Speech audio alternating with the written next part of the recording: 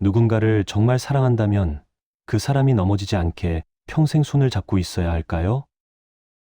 아침마다 약을 챙겨주고, 외출할 때마다 옷깃을 세워주고, 밤마다 이불을 덮어주는 일. 그것이 사랑이라고 우리는 배웠습니다. 그런데 이상합니다. 그렇게 돌본 사람이 점점 더 약해지는 것 같을 때가 있습니다. 내가 챙길수록 상대는 스스로 챙기는 법을 잊어갑니다. 목끝이 아려왔습니다. 20년을 그렇게 살아온 한 어머니가 어느 날 문득 깨달았습니다. 자신이 아들을 지켜온 게 아니라 아들에게서 무언가를 빼앗아왔다는 것을. 석가모니는 제자들에게 물고기를 주지 않았습니다. 낚싯대도 주지 않았습니다. 그저 강가에 함께 서 있었을 뿐입니다. 친절과 집착 사이에는 우리가 생각하는 것보다 훨씬 가느다란 선 하나만 놓여 있습니다. 그 선이 보이지 않으면 사랑은 천천히 무게가 됩니다. 돌봄은 서서히 지배가 됩니다. 오늘 이야기는 그 선을 찾아가는 이야기입니다.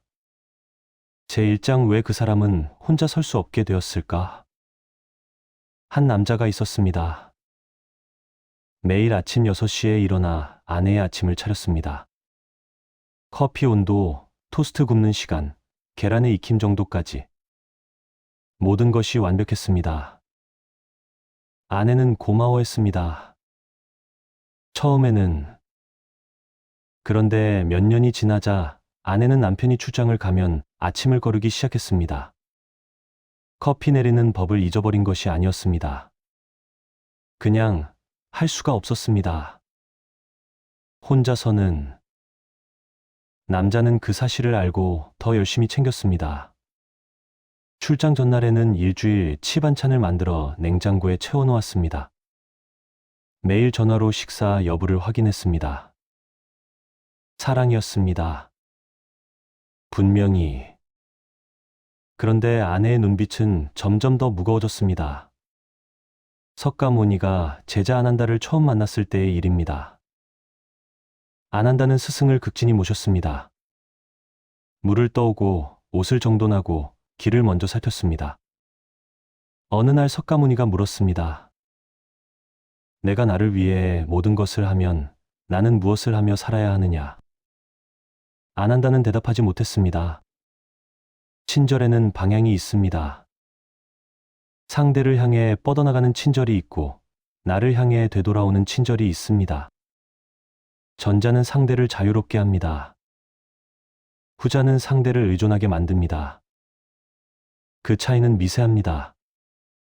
너무 미세해서 본인조차 알아채지 못합니다. 어느 요양병원에서 일하는 간호사가 말했습니다. 가장 회복이 느린 환자는 가족이 매일 찾아오는 환자라고. 가족이 모든 것을 대신해주는 환자라고. 걷기 연습을 해야 하는 시간에 가족이 휠체어를 밀어줍니다. 식사를 스스로 떠먹어야 하는데 가족이 입에 넣어줍니다. 사랑으로. 그렇게 환자는 점점 더 환자가 됩니다. 주름진 손을 바라보며 그 간호사는 생각했습니다. 진짜 사랑은 무엇일까? 해주는 것일까? 참는 것일까? 아침을 차려주던 남편 이야기로 돌아갑니다. 어느 날 아내가 말했습니다. 당신이 없으면 나는 아무것도 할 수 없어. 그것은 고백이 아니었습니다. 하소연도 아니었습니다. 그냥 사실이었습니다. 남편의 가슴 한쪽이 무너져 내렸습니다. 자신이 평생 쌓아온 것이 사실은 아내에게서 무언가를 빼앗는 일이었다는 것을 그제야 알았습니다. 능력이 아니라 의지를 빼앗았습니다. 우리는 상대가 넘어질까 봐 손을 잡습니다. 그런데 손을 잡고 있으면 상대는 균형 잡는 법을 배우지 못합니다. 언제까지 손을 잡고 있을 수 있을까요? 손을 놓는 순간 상대는 넘어집니다. 그때 우리는 말합니다. 봐, 내가 없으면 안 된다니까. 그렇게 다시 손을 잡습니다. 더 세게. 이것은 친절이 아닙니다. 필요입니다. 내가 필요한 사람을 만들어내는 일입니다. 석가모니는 그것을 알았습니다. 그래서 제자들에게 답을 주지 않았습니다. 길을 걸을 때도 함께 걸었지만 앞서가지 않았습니다. 질문을 받으면 질문으로 답했습니다. 때로는 침묵으로 답했습니다. 그것이 잔인해 보였을까요? 어쩌면 그랬을 것입니다. 제자들은 답답했을 것입니다. 하지만 그들은 스스로 서는 법을 배웠습니다. 우리가 누군가를 돕는 이유는 무엇일까요? 정말 상대를 위한 것일까요? 아니면 상대가 나를 필요로 하는 그 순간이 나를 살아있게 만들기 때문일까요? 그 질문 앞에서 친절의 진짜 얼굴이 드러나기 시작합니다. 제2장 불화는 어떻게 돌봄의 얼굴을 빌리는가? 한 어머니가 있었습니다. 35살 아들을 둔. 아들은 대학을 졸업하고 직장을 다녔습니다. 그런데 퇴근하면 어머니에게 전화했습니다. 오늘 뭐 먹었는지, 내일 뭐 입을지, 주말에 누구를 만날지. 어머니는 하나하나 답해줬습니다. 정성껏. 주변 사람들이 말했습니다. 이제 좀 놔주세요. 어머니는 웃으며 답했습니다. 아직 어린데 뭘. 35이. 어느 날 아들이 결혼하고 싶다는 사람을 데려왔습니다. 어머니는 반대했습니다. 이유는 많았습니다. 집안, 성격, 직업, 나이. 진짜 이유는 하나였습니다. 두려웠습니다. 아들이 다른 사람에게 가는 것이. 어머니는 그것을 사랑이라고 불렀습니다. 하지만 밤에 혼자 누우면 가슴 한쪽이 무너지는 것을 느꼈습니다. 아들이 떠나면 자신은 누구인가? 아들의 어머니가 아니면 자신에게 남는 것은 무엇인가? 석가모니에게 한 여인이 찾아온 적이 있습니다. 죽은 아이를 안고 제 아이를 살려주십시오. 석가모니는 말했습니다. 죽음을 겪지 않은 집에서 겨자씨를 얻어오면 그 아이를 살려주겠다. 여인은 마을을 돌아다녔습니다. 하지만 죽음을 겪지 않은 집은 없었습니다. 그녀는 깨달았습니다. 자신만 괴로운 것이 아니라는 것을, 자신만 잃은 것이 아니라는 것을. 그리고 아이를 묻었습니다. 이 이야기를 두고 사람들은 말합니다. 석가모니가 여인에게 깨달음을 주었다고. 하지만 다르게 볼 수도 있습니다. 석가모니는 여인이 스스로 깨닫도록 방법을 알려준 것뿐입니다. 대신 깨달아주지 않았습니다. 그것이 자비였습니다.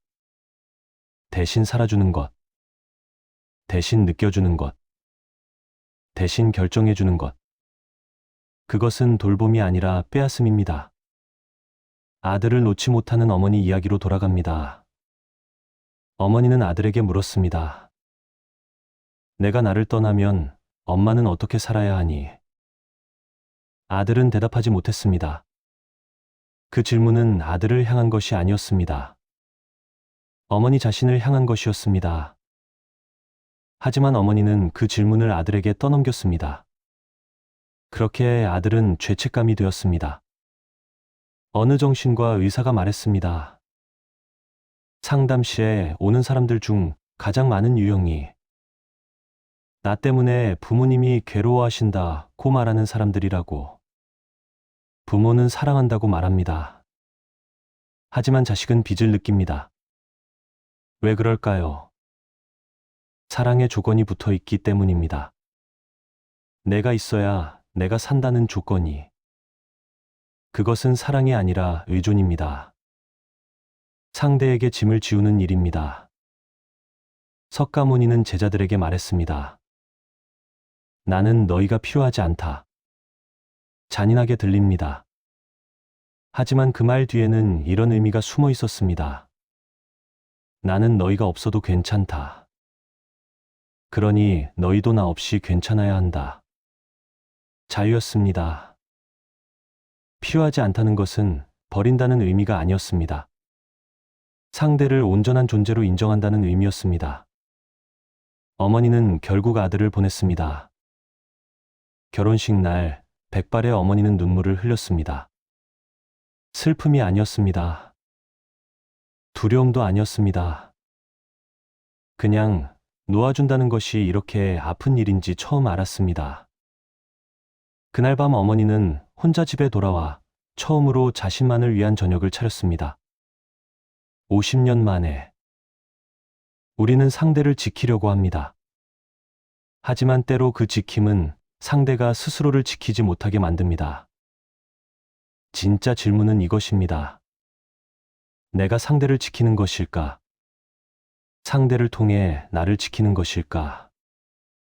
그 경계에서 돌봄은 다른 이름을 갖게 됩니다. 제3장 선의는 왜 때로 감옥이 되는가? 어느 회사에 팀장이 있었습니다. 팀원들을 아꼈습니다.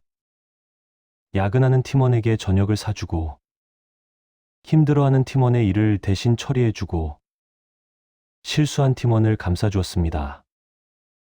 좋은 상사였습니다. 모두가 그렇게 말했습니다. 그런데 이상한 일이 벌어졌습니다. 팀원들이 점점 더 무기력해졌습니다.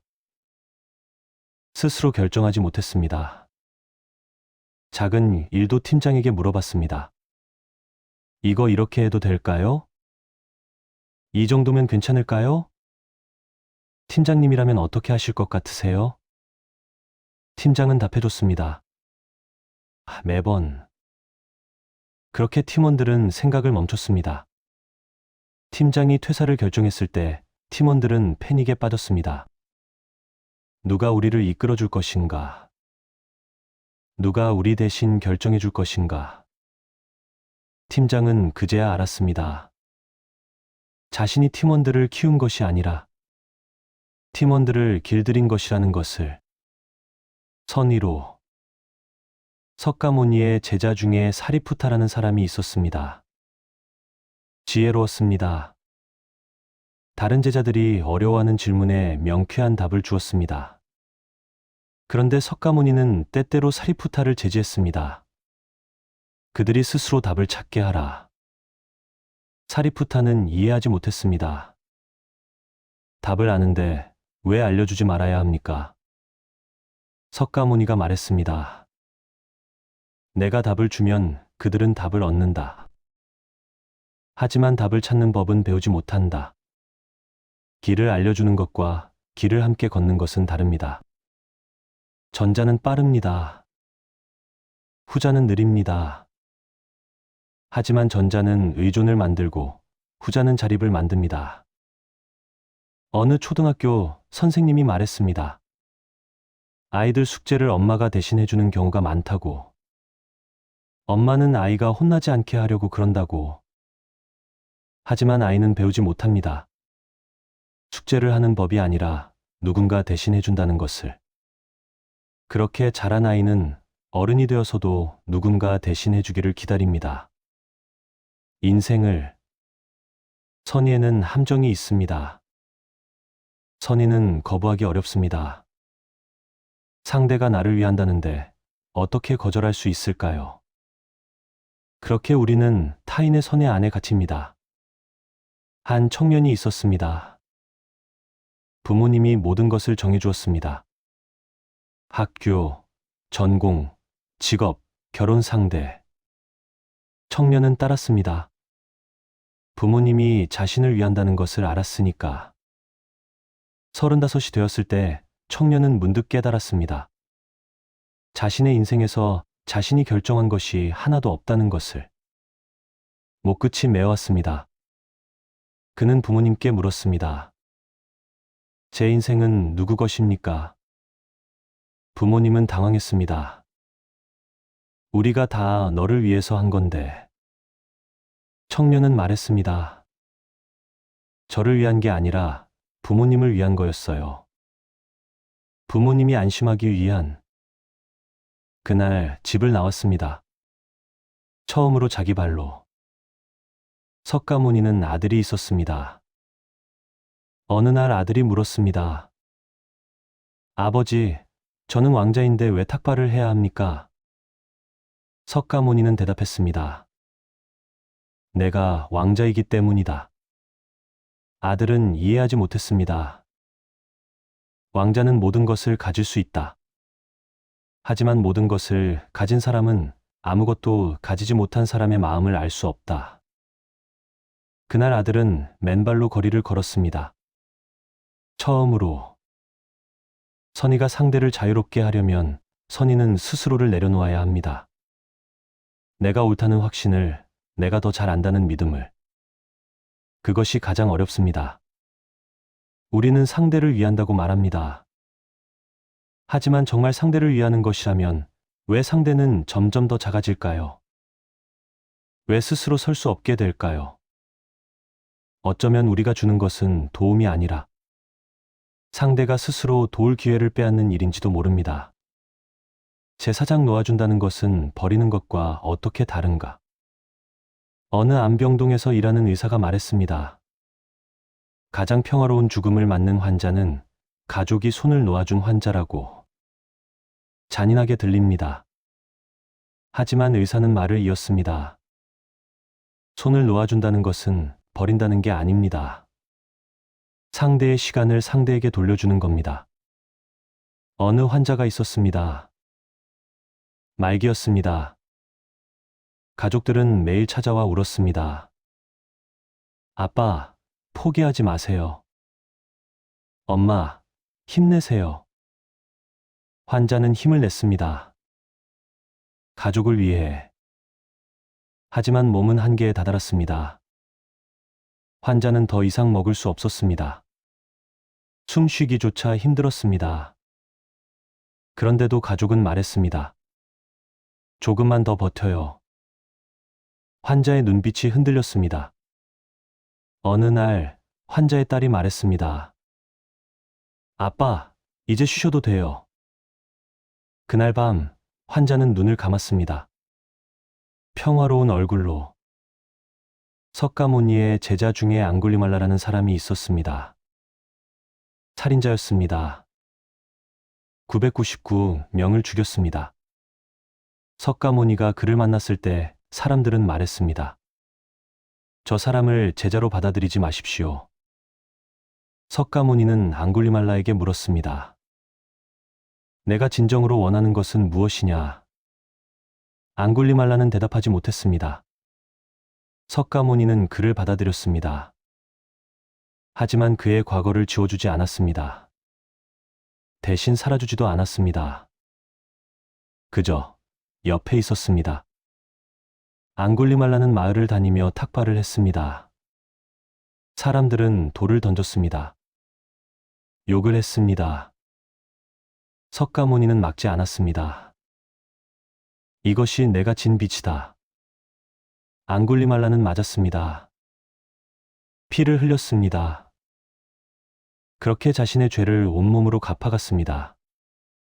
놓아준다는 것은 상대가 자기 인생의 무게를 스스로 지게 하는 일입니다. 대신 들어주지 않는 것. 그것이 냉정해 보일 수 있습니다. 하지만 그것만이 상대를 진짜 자유롭게 합니다. 어느 중학교 교사가 말했습니다.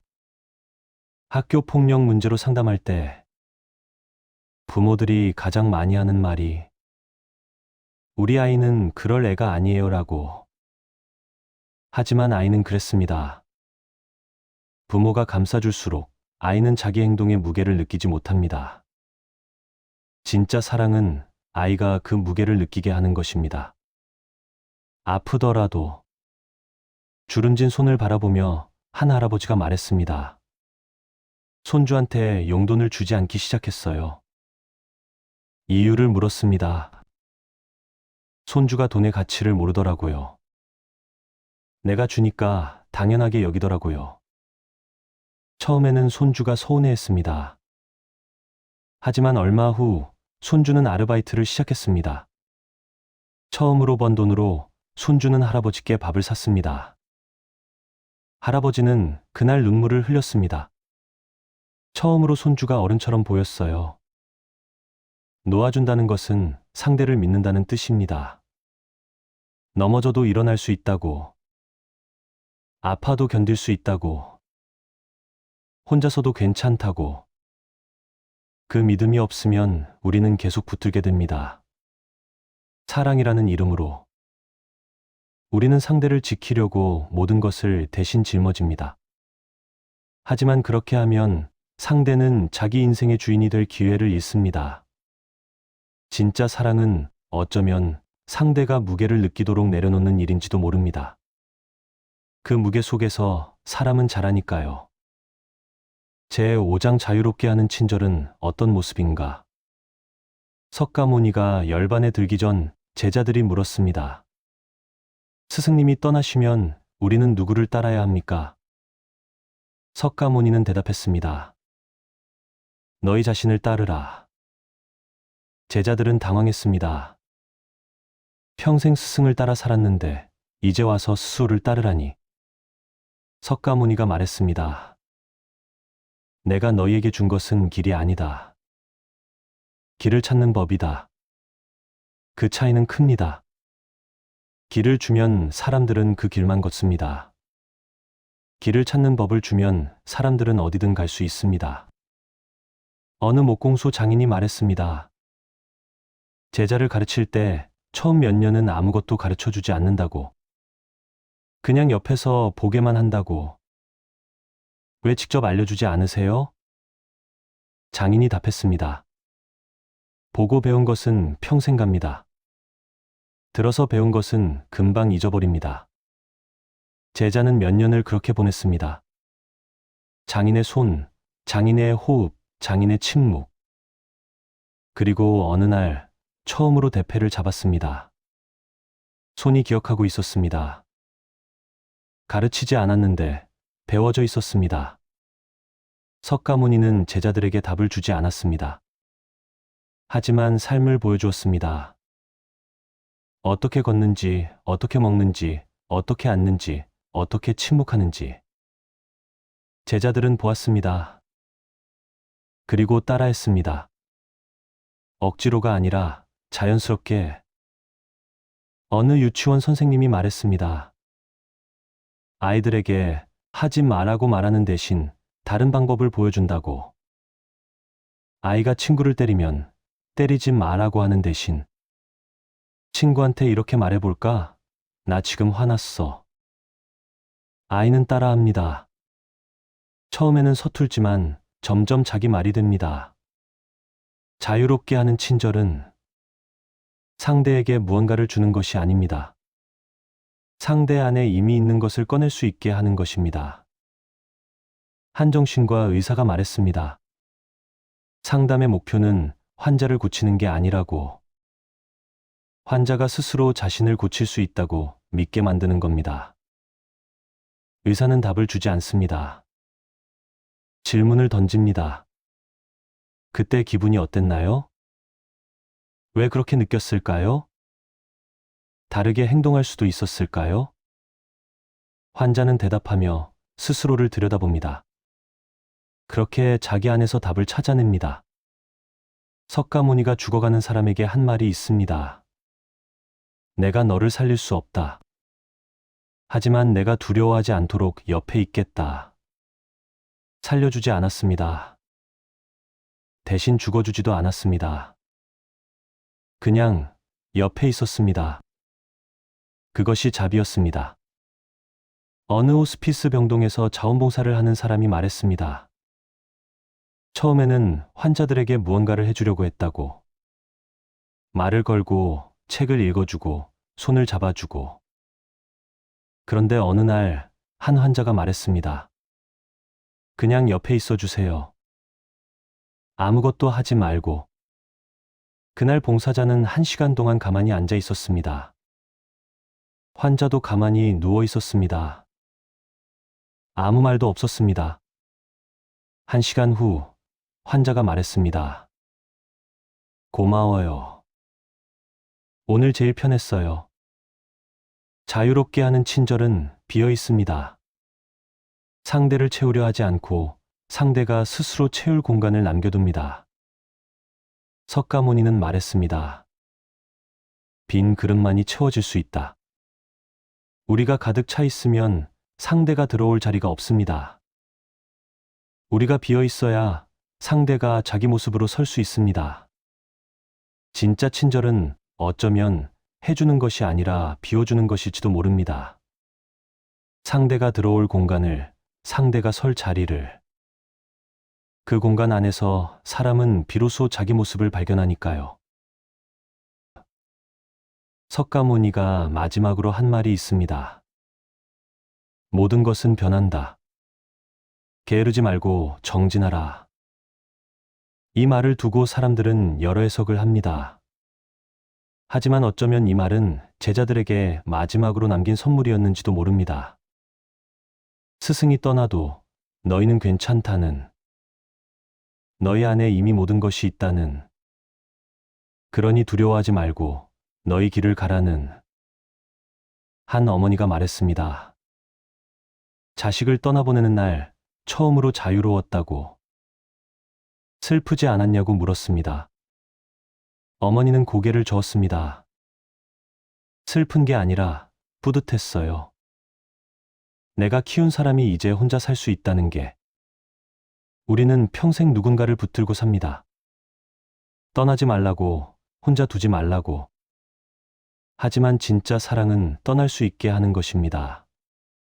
손을 놓는 순간 비로소 상대는 자기 발로 섭니다. 그리고 우리도 처음으로 자기 발로 서게 됩니다. 마음은 사용법을 배워야 합니다.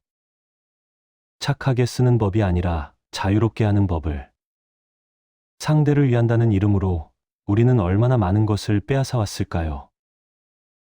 그 질문 앞에서 오늘 하루를 돌아봅니다. 내가 누군가를 도왔다면 그 사람은 정말 도움을 받은 걸까요? 아니면 스스로 도울 기회를 잃은 걸까요? 여러분의 마음에 평안이 깃들기를 바랍니다. 오늘도 이 자리에 함께해 주셔서 고맙습니다. 나무아미타불 관세음보살